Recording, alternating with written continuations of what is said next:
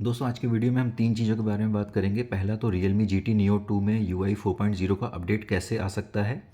दूसरा, जो नया अपडेट आ रहा है वो पुराने अपडेट से कैसे डिफरेंट है। और तीसरा, ये अपडेट करने के बाद हमें क्या क्या नए फीचर्स मिलते हैं UI 4.0 में जब हम इसको कंपेयर करते हैं UI 3.0 से। तो चलिए शुरू करते हैं। सबसे पहले मैं आपको बताना चाहूँगा कि Realme OS या जिसको हम UI 3.0 बोलते हैं, कलर OS और ऑक्सीजन OS जो कि वन प्लस का OS है, इन तीनों को करीब करीब सिमिलर कर दिया गया है। तीनों की रोम और स्किन एक जैसी कर दी गई है, इनमें ज़्यादा कोई डिफरेंस बचा नहीं है। तो हम इसको कंपेयर करेंगे आज UI 4.0 के इक्विवेलेंट जो कलर OS का 12 है, 12 वर्जन है।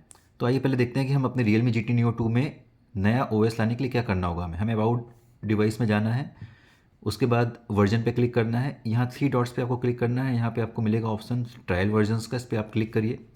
जैसे आप इस पर क्लिक करते हैं तो ये आपसे पूछेगा कि आप एनरोल करना चाहते हैं क्या। जैसे आप बोलेंगे कि हाँ मैं एनरोल करना चाहता हूँ, माफ़ कीजिएगा मेरा वाईफाई बंद था।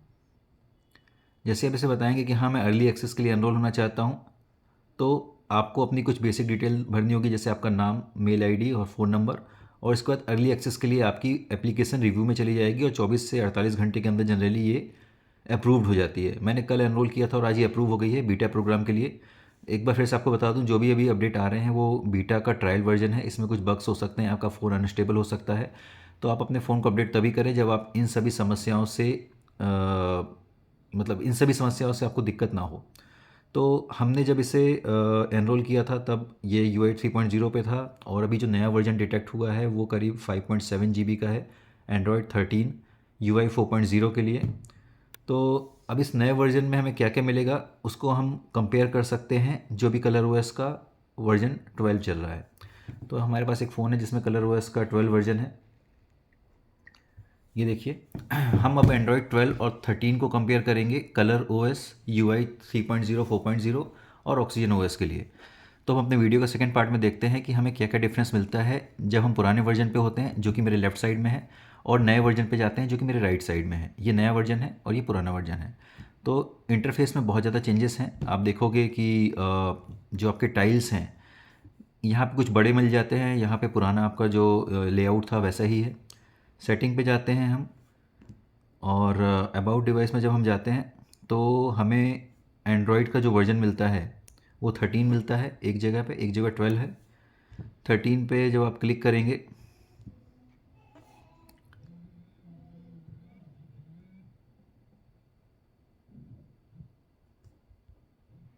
तो 13 जैसे ही आप क्लिक करते हैं तो जब आप इस पर लॉन्ग प्रेस करके रखते हैं तो अलग अलग आपको इमोजीज मिलेंगे। यहाँ पे अलग अलग स्क्रीन आएगी, बहुत ही अट्रैक्टिव वॉलपेपर्स टाइप की यहाँ पे स्क्रीन आ जाती है, ये देखिए। तो चलिए वापस आते हैं अपनी सेटिंग्स पे कि हमें एक्चुअली में मिलेगा क्या क्या। सेटिंग पे हम जाते हैं, सबसे पहले देखते हैं तो इंटरफेस में हम जाकर देखते हैं। ये वाला आपका पुराना है, ये नया है राइट साइड में। हमें बहुत ज़्यादा चेंजेस नहीं मिलते हैं। पर्सनलाइजेशन का नाम वॉलपेपर एंड स्टाइल कर दिया गया है। आप देखेंगे एक ऑलवेज ऑन डिस्प्ले में नई थीम ऐड कर दी गई है जो कि पुराने वाले में नहीं मिलती है, पुराने ओएस में। ये कलर ओएस में भी आ चुकी है। जब आप UI 4.0 में माइग्रेट हो जाएंगे तो आपको वहाँ पर भी ये मिल जाएगा। इसके बाद सेटिंग में हम यहाँ पे वापस आते हैं तो कनेक्शन एंड शेयरिंग दोनों जगह जाते हैं, बहुत ज़्यादा चेंजेस नहीं हैं। मल्टी स्क्रीन कनेक्ट आपको Realme OS में मिलता है जो कि आपको 4.0 पर भी मिलेगा। हम वापस आते हैं यहाँ पर। वॉलपेपर्स, बहुत सारे चेंजेस हुए हैं वॉलपेपर्स में। वॉलपेपर में आपको अलग अलग स्क्रीन, जैसे स्टैटिक और लाइव वॉलपेपर, इसमें बहुत सारी वैरायटी भी मिलेगी नए वर्जन पर। तो आइकॉन पे भी हम जब जाते हैं तो आइकॉन पे हमें अभी पुराने वाले OS में कुछ ऑप्शंस नहीं मिलते हैं, बहुत ही कम ऑप्शंस हैं। यहाँ पे आप जाएंगे तो आपको एक्वेम आर्टिस्ट और मटेरियल स्टाइल मिल जाएगा, जहाँ पे आपके आइकॉन के किनारे का लेआउट गायब हो जाता है, सिर्फ आइकॉन रह जाते हैं। तो ये एक चेंज है आइकॉन के नाम पर। और इसके अलावा बहुत ज़्यादा कुछ चेंज नहीं है। एज लाइटिंग है, ब्रीदिंग लाइट एक आपको नया ऑप्शन दिख रहा है यहाँ पे नए वाले OS में। पर्सनलाइजेशन से हम वापस आते हैं। Home screen and lock screen, यहाँ पर भी बहुत ज़्यादा चेंज नहीं है।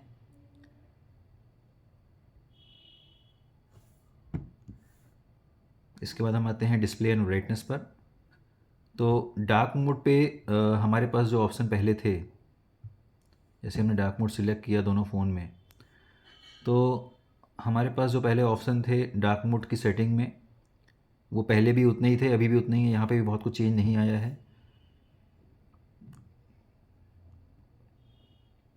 वापस आते हैं मेन सेटिंग पर। इसके बाद साउंड एंड वाइब्रेशन यहाँ पर भी। तो नोटिफिकेशन जो है वॉल्यूम के, उसमें भी बहुत ज़्यादा चेंज नहीं है। हम दोनों जगह वॉल्यूम की प्रेस करते हैं। पुरानी वाली वॉल्यूम की प्रेस करने पर जो ऑप्शन आ रहे थे, वैसा ही लेआउट अभी नए वाले कलर OS 12 या फिर UI 4.0 में भी है। और इसके बाद हम आते हैं पासवर्ड एंड ऐप्स में हमें कुछ अच्छे ऑप्शंस मिलते हैं।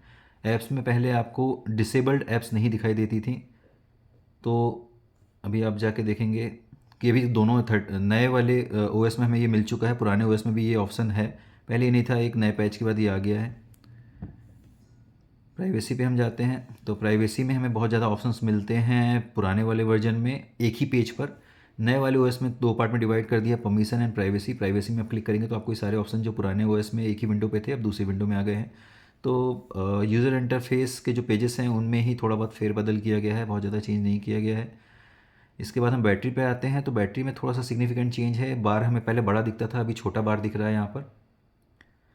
और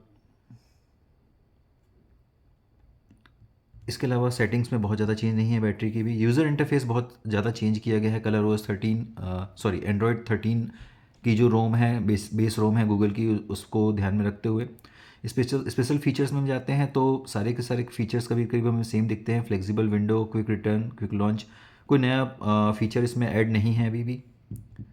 और डिजिटल वेलबींग, एडिशनल सेटिंग्स, मोरवलेस ज़्यादा चीज़ नहीं है। तो हम जब कंपेयर करते हैं एंड्रॉयड 12 वर्सेस एंड्रॉयड 13 या फिर UI 3.0 वर्सेस कलर OS 12 जो कि UI 4.0 की इक्विवेलेंट है, तो हमें बहुत ज़्यादा चेंजेस नज़र नहीं आते हैं। तो चलिए अब हम देखते हैं अपने Realme डिवाइस को अपडेट करके। इस डिवाइस को हम अलग रखते हैं। Realme डिवाइस में हमने इस अपडेट को ऑलरेडी एनरोल करके डाउनलोड कर रखा है। अब इंस्टॉल नाउ पे क्लिक करते हैं। ये वेरीफाई करेगा सारी की सारी जो डाउनलोड फाइल्स हुई हैं उनको। उसके बाद इंस्टॉल करने में करीब 5 से 10 मिनट का टाइम लगेगा, तो फास्ट फॉरवर्ड करेंगे वीडियो को। दोस्तों ये अपडेट के लिए बूट हो चुका है phone. Realme powered by Android, so it's ready for upgradation on UI 4.0। ROM flash होने की प्रोसेसिंग चालू हो गई है। Updating please wait. अगेन ये करीब करीब 10 मिनट के आसपास का टाइम लगता है किसी भी नए रोम को फ्लैश होने में फ़ोन में। So will do the video fast forwarding mode. दोस्तों जब तक नया OS फ्लैश हो रहा है फ़ोन में, हम फिर से बात कर लेते हैं जो हमने शुरुआत में बात की थी वीडियो की, कि एक ट्रायल बीटा वर्जन है। इसे जब आप अपने फ़ोन में डालते हैं तो हो सकता है कि फ़ोन में कुछ बग्स हों जो कि बीटा वर्जन में पॉसिबल है, हो सकते हैं। तो इनसे कुछ तरह की प्रॉब्लम, जैसे कुछ फंक्शंस लाइक कैमरा या बैटरी का परफॉर्मेंस अच्छा ना होना, कैमरे के कुछ फंक्शंस काम ना करना, कॉल के समय कोई प्रॉब्लम आना, फाइल ट्रांसफ़र या फाइल एडिशन में कोई प्रॉब्लम आना, इस तरह के कुछ कुछ बग्स हो सकते हैं जो आ सकते हैं। तो आप फ़ोन में बीटा वर्जन का रोम तभी इंस्टॉल कीजिए जब आप इस तरह के बग्स को झेलने के लिए पूरी तरह से तैयार हों। डेली यूज़ में यदि आपको ये चीज़ें इरिटेट करती हैं तो आपको ये रोम नहीं डालना चाहिए, आपको वेट करना चाहिए स्टेबल वर्जन का। तो स्टेबल वर्जन करीब करीब 1 से 1.5 महीने के बीच में आ जाता है फ़ोन में। और इसके बाद आप फ़ोन में इंस्टॉल कर सकते हैं, जो कि पूरी तरह से स्टेबल होता है और इसमें आपको किसी भी तरह की दिक्कत ना आने की गुंजाइश बहुत ज़्यादा होती है। बीटा वर्जन के साथ बहुत ज़्यादा प्रोबेबिलिटी होती है कि आपको कुछ बग्स फेस करने पड़ेंगे। तो हमें तैयार रहना चाहिए। हम बीटा वर्जन के लिए जा रहे हैं और हमें नए फीचर्स बहुत जल्दी चाहिए है स्टेबल रोम आने के पहले, तो हम बीटा वर्जन इंस्टॉल कर सकते हैं। मैंने इस फ़ोन पे, अपने ही बेस फ़ोन पे, इस रोम को इंस्टॉल करने के बाद करीब 6 घंटे का रिव्यू किया, टेस्ट किया। तो उसका क्या रिव्यू था, क्या फ़ीडबैक थे, मैं आपको ये रोम इंस्टॉल होने के बाद बताऊँगा। दोस्तों मेरी एक्सपेक्टेशन से बहुत जल्दी ही ये रोम इंस्टॉल हो चुकी है। करीब करीब 4.5 मिनट का टाइम लगा है। बूट लोगो आ चुका है Realme का, और बहुत ही जल्दी हम अपने नए UI 4.0 को देख पाएंगे फ़ोन पर। दोस्तों फ़ोन बूट होकर चालू हो चुका है, एप्लीकेशंस रिफ़्रेश हो रही हैं नए ओएस के हिसाब से। एक नोटिफिकेशन दिख रहा है क्वालकॉम टेक्नोलॉजी रिपोर्टिंग, इनका कुछ अपडेट का फीडबैक होगा शायद ये। तो हम 4.0 पे आ चुके हैं। सबसे पहले सेटिंग पे जाते हैं, अबाउट डिवाइस, रियलमी यूआई, और जैसे हम इस पर क्लिक करते हैं तो हम देखते हैं कि your version is up to date.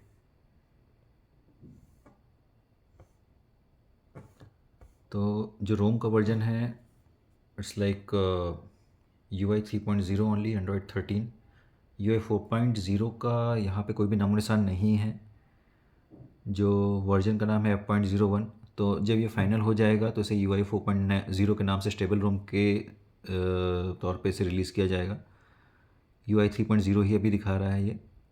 तो हम देखते हैं कि स्टोरेज में भी बहुत ज़्यादा चेंज नहीं आया है, करीब 5.7 GB का अपडेट था। तो क्वालकॉम प्रोसेसर का नाम भी वही है जिसमें चेंज कोई एक्सपेक्टेड तो नहीं है। तो मोर ओवर लेस स्टोरेज बढ़ जाता है कभी कभी जंक फाइल की वजह से, कैसेस की वजह से, उसमें कुछ ज़्यादा चेंज नहीं आया है। और मैंने अपने प्राइमरी डिवाइस पे इस रोम को यूज़ किया तो दोस्तों आई फाउंड कि इसमें तो कोई भी ऐसा बड़ा बग जिससे हमारी डेली रूटीन में हम फ़ोन को यूज़ नहीं कर सकते नहीं मिला मुझे। Camera, call conference, messages, third party apps, payment apps, games, ये सारी चीज़ें जो मैंने देखी इनमें मुझे बहुत ज़्यादा मतलब कहीं पर भी लैग नहीं मिला। बैटरी का परफॉर्मेंस भी करीब करीब ओके है, जितना एसओटी स्क्रीन ऑन टाइम हमें पहले मिलता था करीब करीब उतना ही अभी मिल रहा है, करीब 5 से 6 घंटे के आसपास। चार्जिंग टाइम में भी बहुत ज़्यादा चेंज नहीं आया है। सो इट्स लाइक मुझे लगता है कि इस बीटा रोम के साथ हम आगे बढ़ सकते हैं। यदि आपको प्रॉब्लम नहीं होती है किसी भी तरह के बग से, आप इरिटेट नहीं होते हैं, तो इस रोम के साथ आप जा सकते हैं। पिंच इन करेंगे जब आप स्क्रीन पर तो आपको सारे ऑप्शन मिल जाएंगे। यहाँ प्लस पे आप जब क्लिक करेंगे तो आपको बहुत सारे विजिट देखने मिलेंगे। ये आपको परमिशंस मांगेंगे बहुत सारी, क्योंकि अभी मैं फ़र्स्ट टाइम इसे यूज़ कर रहा हूँ। तो जो भी हमने चेंजेस देखे थे कलर ओएस 12.0 पर, 12.1 पर, सारे के सारे चेंजेस हमें यहाँ पर मिल रहे हैं।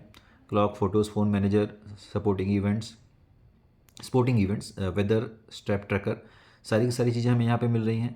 तो सेटिंग्स में भी सब कुछ करीब करीब सेम है जो हमें कलर ओएस के रोम पर दिखा था। सेटिंग पे हम जाते हैं तो बहुत ज़्यादा चेंज नहीं आया। वॉलपेपर एंड स्टाइल, पर्सनलाइजेशन का जो नाम था वो वॉलपेपर एंड स्टाइल में कन्वर्ट हो गया है, सेम जो कि हमारे कलर ओएस वाली रोम में था।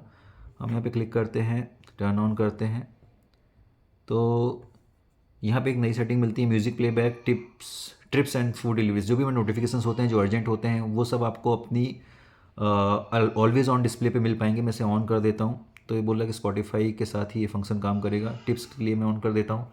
तो एग्जांपल देखिए, जैसे कि मैंने उबर को यदि कॉल किया है तो ड्राइवर करीब 12 मिनट में पहुँचने वाला है, ये मुझे ऑलवेज़ ऑन स्क्रीन पर दिखता रहेगा। ये एक नोटिफिकेशन है जो कि सही लगा मुझे। एक वन प्लस वाला जो ओएस है उसमें जो इनसाइट करके ऑलवेज़ ऑन डिस्प्ले पे हम स्क्रीन पे देखते हैं एक फ़ीचर, ये बहुत ही अच्छा है। मैं इसे अप्लाई करता हूँ, ये थोड़ा सा मुझे अच्छा लगा था। इसके अलावा आप देखेंगे तो कैनवस और बहुत सारे अलग अलग स्किन्स हैं जो आपको ऑलवेज़ ऑन डिस्प्ले में आप ऐड कर सकते हो। एक ही बियर वाला है जिसमें टेम्परेचर ज़्यादा होता है तो ये जो आपका आइस है ये पिघलने लगता है, और एक एनिमेशन है ये जिसमें ये पोलर बियर और उसके बच्चे कम हो जाते हैं, तो ये आपको ग्लोबल वार्मिंग के लिए सचेत करता है। तो हम जाते हैं अपने कलर ओएस वाले थीम के साथ। इसे मैं अप्लाई पे क्लिक कर देता हूँ।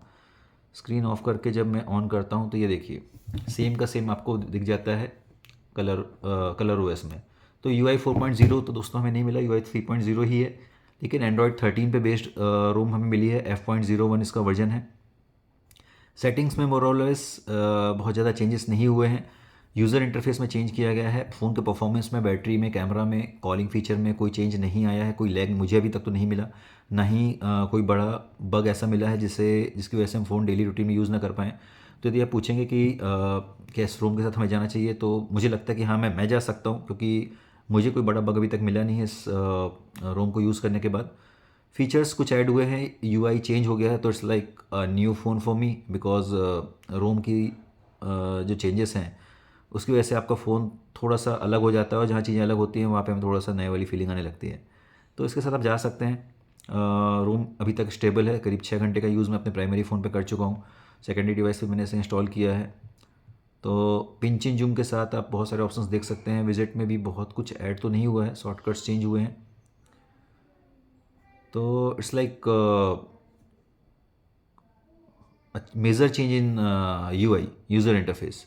टाइल्स का साइज़ बड़ा हो गया है। बैटरी का जो हमने देखा था कि बार छोटा हो गया था, इसमें देखते हैं छोटा हुआ है नहीं, इसमें भी छोटा कर दिया गया है पहले के कंपेरिजन में। तो ये सारे फीचर्स हैं जो कि आपको एक्स्ट्रा मिलते हैं जब आप बीटा वर्जन के साथ जाते हैं। तो मैं फिर से रिपीट करूंगा लास्ट में कि यदि आपको बग्स परेशान नहीं करते हैं, इरिटेट आप नहीं होते हो, तो आप इस रोम के साथ जाइए। आपको नए फीचर्स करीब करीब 1-1.5 महीने पहले यूज़ करने मिलेंगे, स्टेबल रोम के आने के पहले। और यदि आप इसके साथ नहीं जाना चाहते हैं तो it's good, wait for stable ROM launch. About device में मैं जाता हूँ, रियलमी यूआई पे क्लिक करता हूँ और बीटा प्रोग्राम पे मैं क्लिक करता हूँ। तो अभी यही सबसे लेटेस्ट वर्जन है जो कि आज सुबह में मिला है, कल हमने एनरोल किया था। और 5.7 GB के अपडेट के साथ F.01 ट्रायल वर्जन है। अबाउट दिस वर्जन में जब हम क्लिक करते हैं तो वो सारे चेंजेस जो कि UI 3.0 के ऊपर आए हैं आप यहाँ देखेंगे। क्वांटम एनिमेशन इंजन 4.0 के, सो इन्होंने यहाँ के मेंशन नहीं किया कि ये UI 4.0 है, बट जब ये लॉन्च होगा स्टेबल वर्जन की तरह तो फॉर श्योर ये 4.0 होगा।